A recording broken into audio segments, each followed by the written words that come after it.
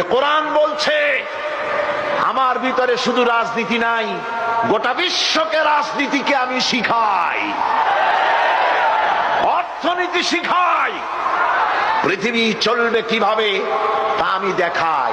এই জন্য এই কোরআনের আসল মুফাসসির তো আমি নই, কোরআনের আসল মুফাসসির তো মাওলানা সিফাতুল্লাহ সাহেব নন, এর মুফাসসির তো মাওলানা আবুল কালাম আজাদ সাহেব নন, এর আসল মুফাসসির তো মাওলানা কামাল উদ্দিন জাফরি সাহেব নন। এর আসল মুফাসসির কে?